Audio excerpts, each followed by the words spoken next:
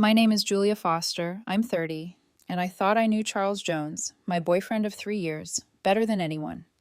Living with him had always been a balancing act. He was precise, meticulous, calculated. I, on the other hand, thrived on intuition and curiosity, sometimes to my own detriment. That night, lying in our shared condo, those traits collided in a way I couldn't have anticipated. It was just past 1 in the morning.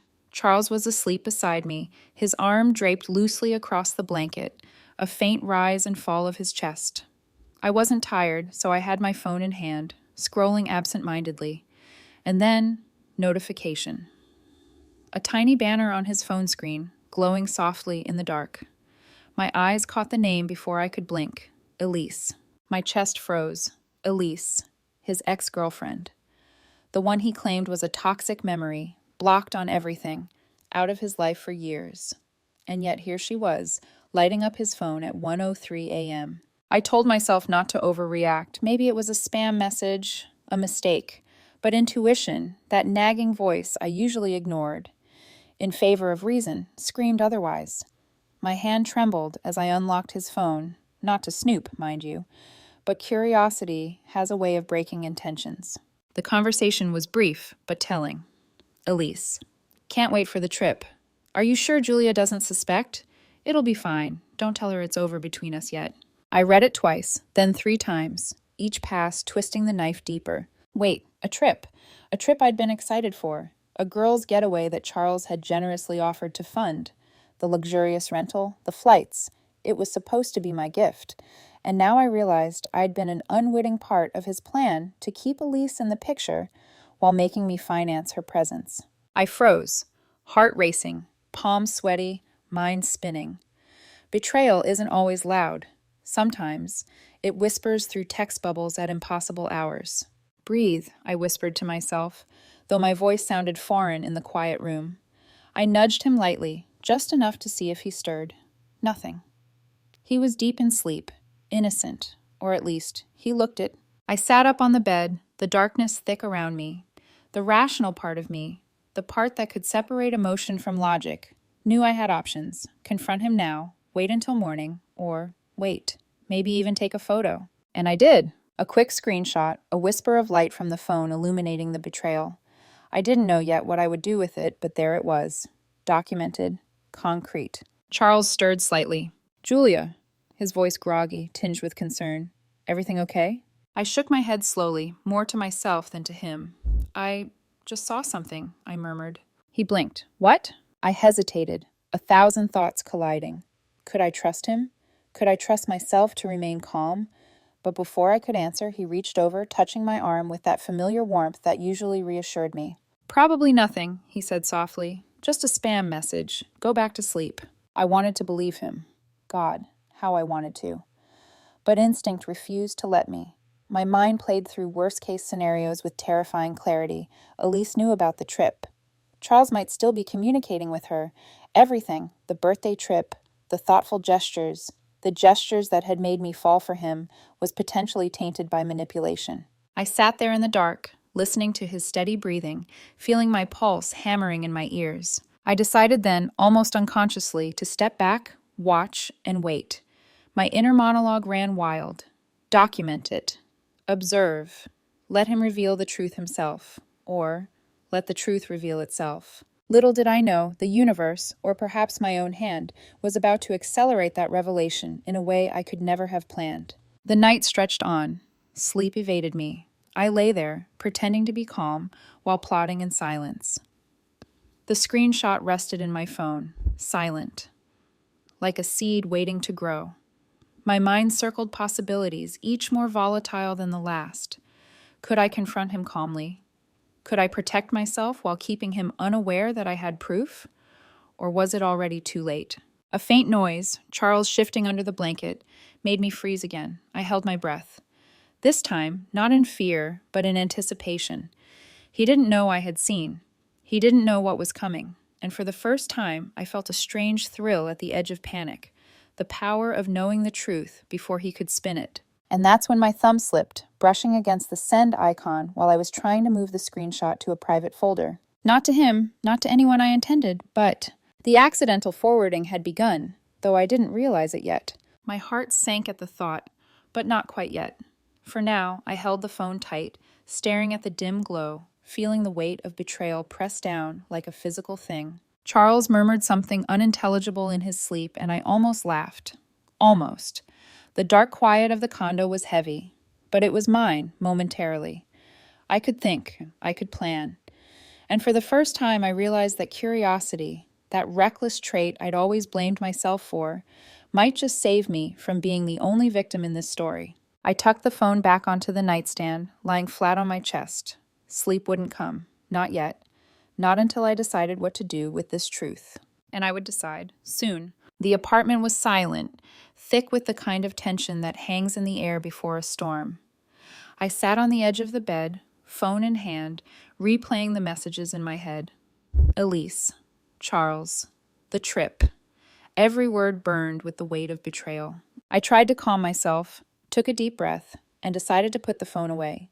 But as I reached for it, my thumb hit the wrong icon. In an instant, the screenshot of Charles's conversation with Elise, proof of his secret manipulation, was forwarded, not to a private folder, not to myself, but to his friend's group chat. I froze. No, no, no! The little ping of the message went off immediately, like a bell tolling doom. I stared at the screen, stomach twisting into knots. My heart raced. My pulse thundered. In that moment, I realized I had crossed an invisible line, and yet, I didn't feel panic. I felt a strange, trembling sense of inevitability. Charles had been playing with fire. I had only made the sparks visible. The phone buzzed again. Notifications flooded in. His friends were seeing the screenshot. One by one, messages appeared. Wait, what is this? Charles, are you serious? Elise, on a trip with Julia's money, explain. I bit my lip, suddenly aware that Charles was stirring. He rolled over, rubbing his eyes, groggy and unaware. Julia? His voice was soft, questioning. I turned to him, voice shaking, but I held my composure. Charles, your phone. That message. My words faltered, but I let him see the screen. The panic in his eyes was immediate. Oh no. His breath hitched. Julia, that's not what it looks like. Not what it looks like. That line had been used 1,000 times before in the movies, in the gossip columns I read late at night. But here, in the dark of our condo, it was hollow. The messages were clear, irrefutable. I accidentally forwarded it, I admitted quietly, the truth tasting bitter, to your friends. The moment stretched. He froze, then his face paled. You... what? I didn't mean to, I added, but I didn't lie. The screenshot was sent. There was no taking it back. The little bubbles of text continued to cascade across his phone screen, his friends demanding explanations, judgment bleeding through every word. Charles's calm, calculated persona cracked. He fumbled for his phone, typing furiously, trying to control the narrative. No, Julia. No, I thought. But I didn't intervene. I watched.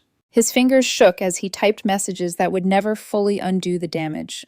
It's complicated, he said aloud, more to himself than anyone else. I'll explain. I swallowed. My mind raced through possibilities. I could step in, I could delete the messages, I could apologize, but why? The truth was out. For the first time, Charles's carefully curated life, the image he projected to his friends, the lies he'd told me, was unraveling. And yet part of me hesitated. There was a pang of guilt. Did I cross a line too far? But then I reminded myself, he had been deceiving me for months, using me, manipulating me, hiding Elise in the background while I unknowingly financed their plans. This was payback of a sort. The chat continued to explode. One friend demanded proof. Another questioned his integrity. A third called him out for betrayal. The panic in Charles's eyes mirrored the storm of messages on his screen. I can fix this, he whispered, almost pleading. You've had months to fix it, I said softly, almost to myself. This isn't fixable by spinning words now. I watched as he tried to craft explanations, claims of miscommunication, partial truths, excuses. Each attempt only drew more suspicion. The friends were relentless, the moral weight of the evidence undeniable. And then I saw it, the first crack in his composure. Charles realized the scope of the fallout. His weekend trip, the birthday gift, the financial generosity, all tied now to deceit. Everything he'd orchestrated was collapsing in real time.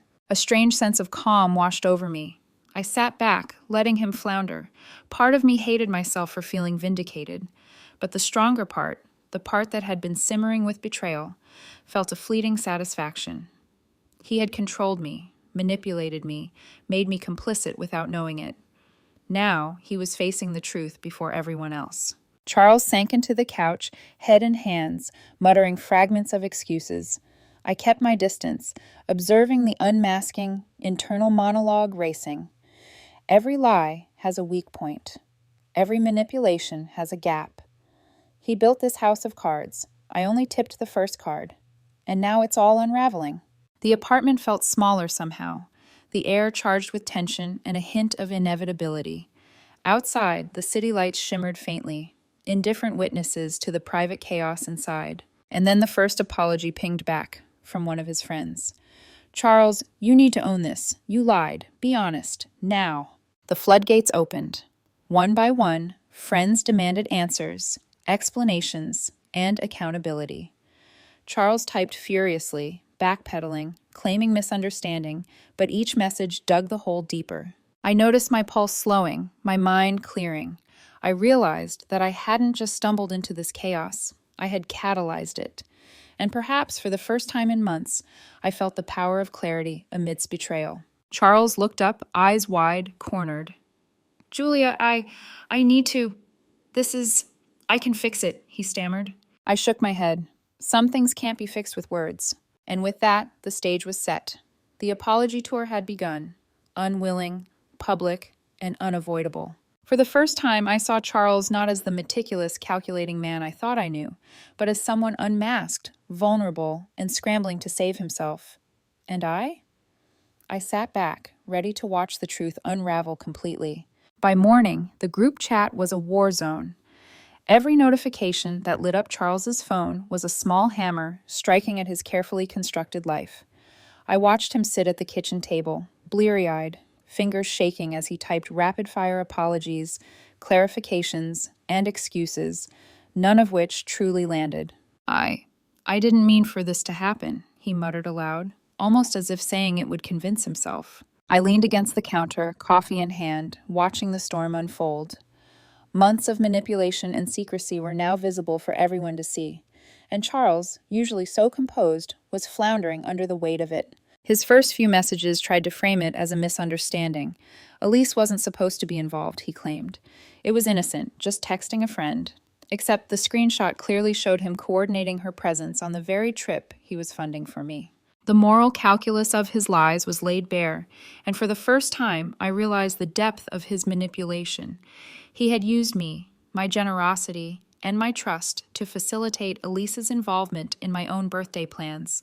That betrayal cut deeper than any financial misstep. It was intimate, personal, corrosive. Then came the texts from friends. Rapid, unrelenting, demanding transparency. Charles, own up. You lied to Julia and to us. Explain why Elise is involved. We trusted you. How could you? He attempted to regain control. He drafted emails, sent direct messages, apologized profusely, and even tried spinning some partial truths to make it seem like a harmless misunderstanding. But each attempt only dug the hole deeper. Friends began cross-checking details, referencing old conversations, questioning everything he had ever said. I didn't intervene, not yet. I realized I had power here, not brute power, but a quiet leverage born of truth. Every misstep he made, every scrambled excuse he typed, reinforced the reality I had known for weeks. He wasn't just careless, he was manipulative. He paused mid-text, staring at the screen, sweat beading on his forehead. Julia, you have to help me. You have to. His voice trailed off. I shook my head, slow and deliberate. No, I said. This isn't about helping you. This is about consequences. His eyes darted to mine, desperation mingling with panic. But the trip, the birthday, you'll be humiliated. I let a small, calm smile play on my lips. Humiliated? I asked softly. You think you get to worry about me? You've spent months deceiving me. Now it's your turn to face the truth. And that was when the first real cracks in his composure appeared. He realized this wasn't something he could spin away. Not with friends, not with me. Every attempt to justify, explain, or charm his way out only made him look smaller, weaker, and untrustworthy. I took a deep breath, leaning in slightly, voice quiet but firm. "Cancel the trip," I said. "All of it. Flight, rental, everything. You can't manipulate your way out of this." He hesitated. "Julia, are you serious?" I nodded. "Absolutely. You've used my trust and my money to facilitate your lies. You fix this by owning it, or you let it collapse entirely." The apartment was silent for a beat. Then a flurry of pings again. The friends, pressing, questioning, demanding. I could see Charles's panic rising with each notification. He scrambled to type, delete, type again. But this time, I noticed a subtle shift. He was no longer trying to spin the story, no longer trying to charm his way out. He was beginning to confront reality. He picked up his laptop, hands trembling slightly, opening his email. I watched as he started drafting messages, attaching receipts, cancellations, and clarifications. Every detail he had tried to hide, every manipulation, every hidden financial arrangement, it all needed to be revealed. And I let him unravel. I sat back, coffee cooling in my hand, thinking about all the times he had lied, all the little manipulations that had gone unnoticed. I had given him chances, countless, small, generous chances, but each one had been a thread in the web of deceit he wove around me. Now the web was exposed to everyone. Charles sent the emails, his face pale and tense, each one a confession. He explained the secret messages, the financial manipulation, the carefully crafted plan to hide Elise while involving me unknowingly. He apologized publicly, not to save himself, not even to save me, but because the evidence demanded it. The group chat erupted again. Friends who had previously defended him were now reading receipts, flight cancellations, and attachments. The truth was undeniable. I could see the weight of guilt press down on him. I realized something strange, a sense of quiet vindication. Not joy, this wasn't joy, but clarity. The man who had used me as a pawn was now forced to confront the consequences of his own actions. I had done nothing but observe, nothing but allow reality to take its course. "Julia," he whispered finally, voice low, almost broken. It's worse than I thought." I didn't respond. There was no need. The evidence, the friends, the canceled trip, it all spoke louder than words. And as he sat there, surrounded by the fallout of his own manipulation, I felt it. A shift, subtle but undeniable.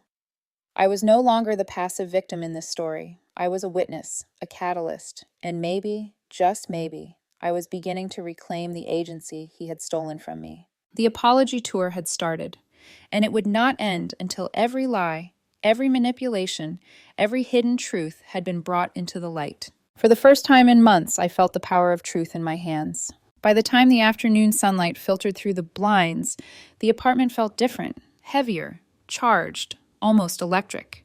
The chaos of messages, emails, and friend reactions had not subsided. If anything, it had intensified. Charles sat at the kitchen table, laptop open, hands trembling over the keyboard. His carefully constructed facade was gone. The meticulous man I had known was unmasked, exposed, and desperate. I leaned against the doorway, arms crossed, watching. This was it, the confrontation I had been anticipating, the moment where truth met consequence. I had let the accident of the screenshot catalyze the fallout, but now it was time for the direct reckoning. "Charles," I said softly, almost eerily calm, "we need to talk." He looked up, eyes wide, panic still lingering. "Julia, No," I interrupted, my voice firm, slicing through his excuses. "You need to listen. Every lie, every secret message, every manipulation, it stops now, and you're going to face the consequences." He swallowed hard, lips pressed together, as if forming words could somehow armor him. But there were no words left to armor him with. The evidence had spoken for itself. I took a step closer, letting my gaze lock with his. "Do you realize what you've done? Not just to me, but to yourself? The trip, the flights, the rental, all of it. You used me. You used my generosity to hide Elise, to manipulate your own story, and now it's all unraveling." He opened his mouth, closed it again, trying to find a foothold. "Julia, I didn't mean—" "You didn't mean," I echoed, voice steady, eyes sharp. You didn't mean to betray me while asking me to pay for your deception. You didn't mean to manipulate everyone, but you did, and now you're paying the price." He looked away, face pale, defeated. I could see the tension coiled in his shoulders, the way he sat frozen, realizing there was no escape.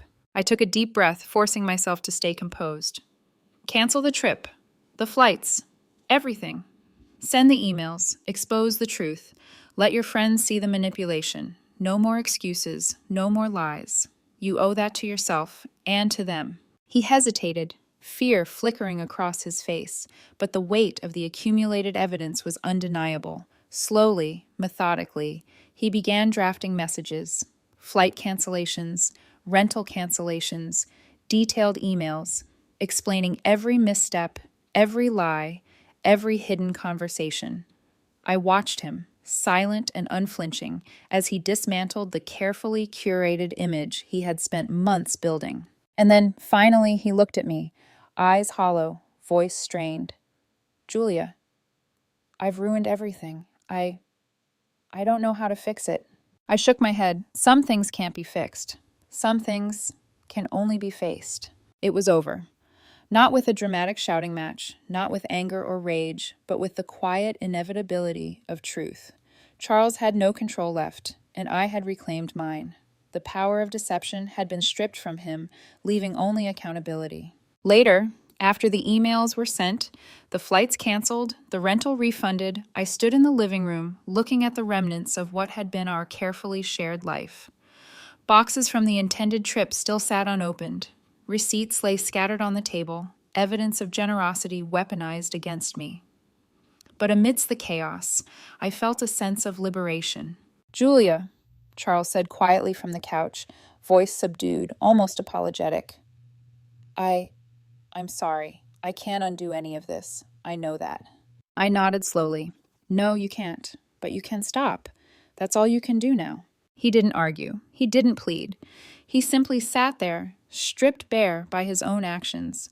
And I realized finally that my role was no longer to save him, to excuse him, to fix what he had broken.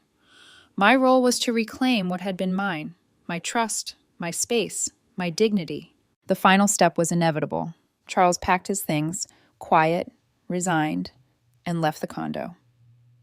I changed the locks the next day, not out of spite, but necessity, protection of the life I had built, and of the moral clarity I now possessed. I reflected on the chain of events, the accidental screenshot, the apology tour, the unraveling of deceit, and understood that it wasn't chaos, but consequence.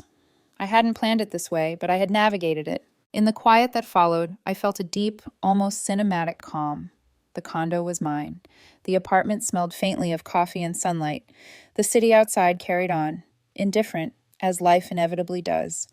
And I, Julia Foster, 30 years old, had survived betrayal, manipulation, and deception. I wasn't celebrating. There was no triumph in someone else's downfall. But there was clarity, power reclaimed, and a lesson etched deep. Trust is sacred, and betrayal is a teacher, harsh but honest. Charles's departure left a hollow echo, but it also left space for me, for my choices, for the life I still had the power to live. The screenshot had been an accident, yes, but it had revealed the truth, and that truth had set me free. I took one last look around the apartment, breathed deeply, and whispered to myself, almost with a sense of finality, "I am done with lies. I am done being used. And I am done being afraid." The sun filtered through the blinds, and for the first time in a long while, the world felt quiet, honest, and mine.